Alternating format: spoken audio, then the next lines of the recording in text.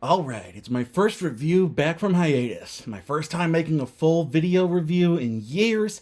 What do we have on the menu? Oh, come on, the original won't even turn 10 years old until November, Disney! Fine, fine, fine. Every movie deserves a fair shot. Let's see how this latest output from the Disney Ouroboros goes. Well, I just met with the shareholders, and this is going to be our direction going forward. Also, we spent $200 million on this model, and the effects studio behind it went bankrupt and closed.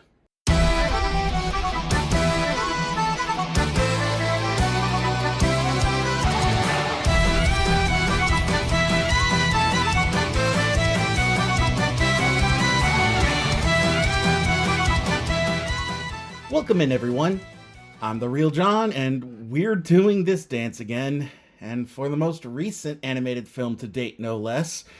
For the uninitiated, Moana tells the story of the titular daughter of a Pacific Island chief with aspirations of leaving her island and sailing the ocean, something her tribe hasn't done since the demigod Maui stole the heart of Te Fiti, a living island of creation, and unleashed the destructive volcanic demon Te Kā, who made the oceans unsafe for travel. Moana, chosen from infancy by the ocean itself to restore the heart of Te Fiti, feels compelled to fulfill this mission even without knowing it. Yet her parents tell her to stay and that the ocean is too dangerous for her, despite Te Kā's darkness causing a blight that is depleting fish supplies and killing their island's groves and reefs, threatening their very survival. It isn't until her grandmother passes away that Moana finally has the opportunity to sail out on her own, with her chicken Hei as a stowaway, and seek out Maui's help to fulfill her destiny. This time around, we have Australian Samoan actress Catherine Lagaia playing Moana, fellow Samoan descended actor Dwayne "The Rock" Johnson returning as Maui, Maori New Zealand actress Rena Owen as Moana's grandmother Tala, Tongan New Zealand actor John Tui as her father Chief Tui, Samoan New Zealand actress Frankie Adams as her mother Sina, and Maori New Zealander Jermaine Clement returning as the voice of the giant crab Tamatoa. The screenplay this time around is written by Jared Bush and Dana Ledoux Miller, Bush being the screenwriter of the first movie, and Miller being a screenwriter on the second Moana movie, as well as part of several TV series, including Narcos and The Newsroom, and direction is by Thomas Kail, most known for Broadway and not known as well for film and television, and its biggest claim to fame being the 2020 recorded production of Hamilton for Disney+. This is definitely one of the harder cases of going into a movie unbiased for a review. It's taken me longer than I'm proud to admit that I've been just as terrible about this as many of the other critics and reviewers out there. And while we all have biases that we carry with us, and bias-free things like critiques aren't, logistically impossible just given human nature, the least we should do as critics is go into a movie with a clean slate and only factor in our biases once we've actually seen the damn thing. The worst thing you can do to audiences is go into a movie with your mind already made up ahead of time.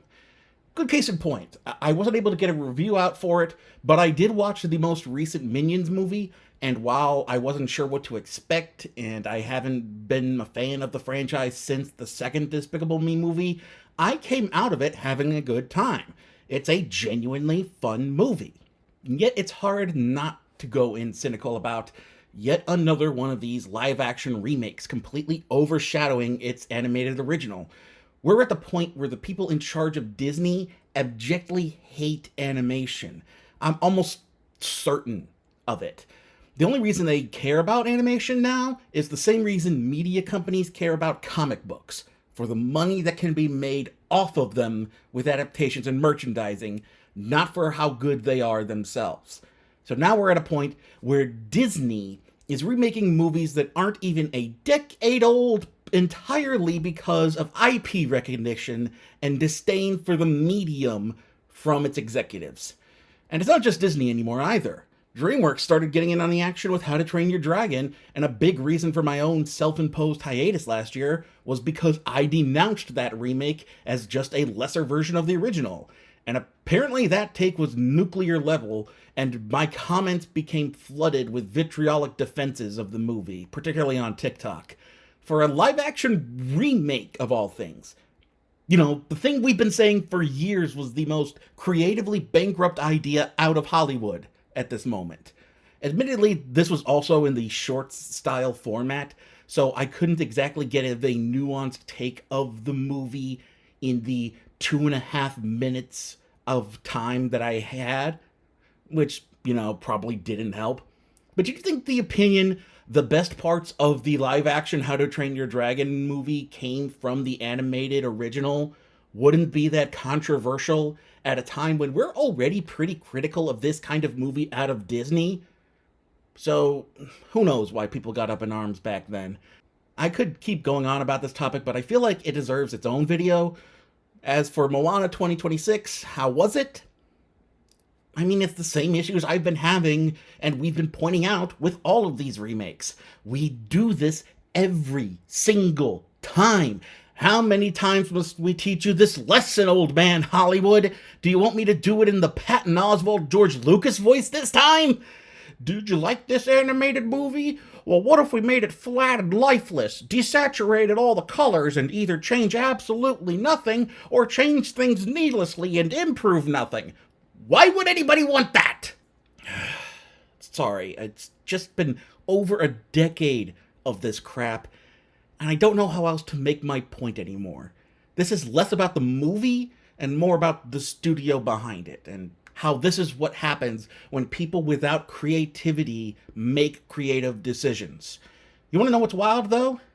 After my initial viewing, I was concerned about having to discuss colorism in the casting, because while everyone in the cast is Pacific Islander, they all looked so much paler on screen than their animated counterparts. And I had a whole section of this review plotted out where I addressed that Pacific Islanders didn't all share one skin color and that colonialism played a part and why that is and how the history of Hollywood casting practices played a part in it. And then I just double-checked how the cast looks in other photos. And they're considerably tanner in all of their other photos outside of the movie. And then I realized this multi-million-dollar corporate studio production remaking an animated movie about Pacific Islanders doesn't know how to light Pacific Islanders on film. Not a single person on the production side knew how to light the cast to not look like an Irish town after a long winter. Or worse, they knew better and chose to light them that way out of a lack of concern or because they wanted it to look that way.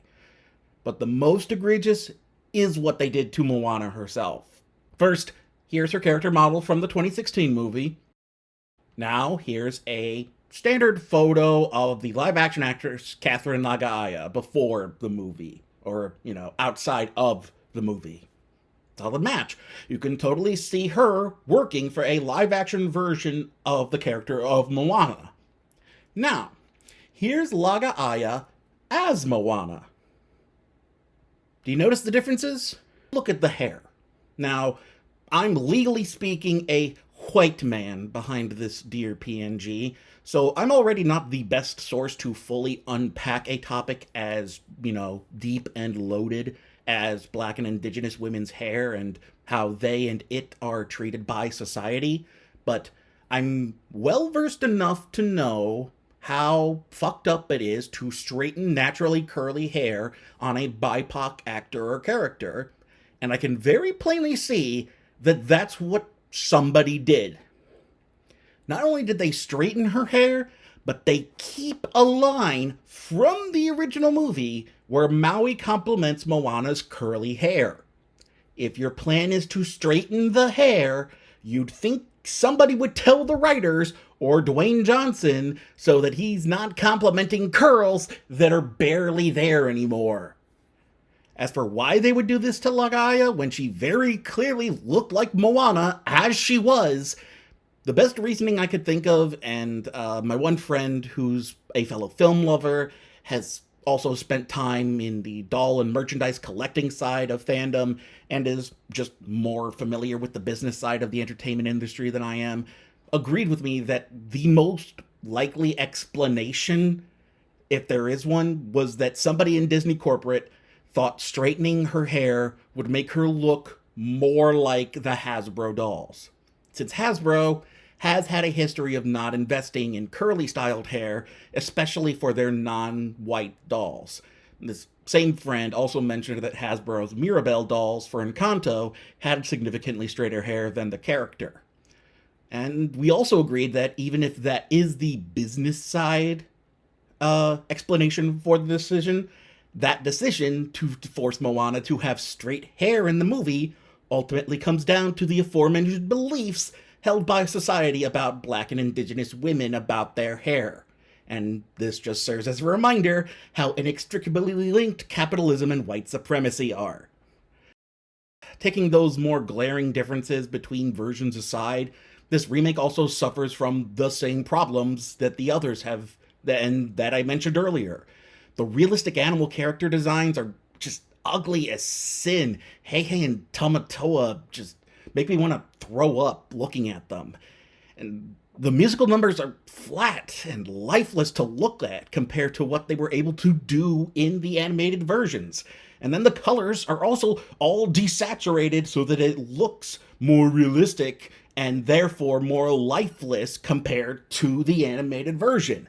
And then the biggest one of all, over half the movie itself is animated still in CG, but it's all done by visual effects artists instead of animators, and said visual effects artists are being forced to make the renderings, quote unquote, look realistic.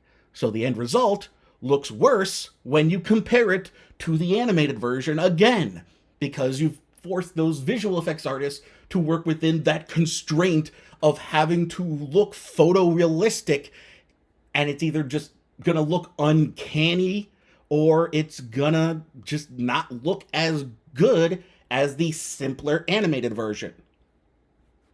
And I say that last one is the biggest one because that's part of why we keep getting these remakes. VFX artists aren't unionized completely, but animators are. Yes, this is entirely about exploiting ununionized labor, and Hollywood, despite touting itself as a big union town, has basically always been about that. VFX houses are worked to the bone and then forced to shut down, sometimes even after winning Oscars for their work, because the studios just want the cheap labor, and it's cheaper than the unionized workforces of animators and the various artistic fields that go behind physical effects. You know, prop makers, prop masters, illustrators, designers, etc. You want all of these live action remakes and CGI driven movies to stop being the only thing Hollywood puts its money behind? A big nail in their coffin is gonna be unionizing VFX artists and protecting them from exploitation.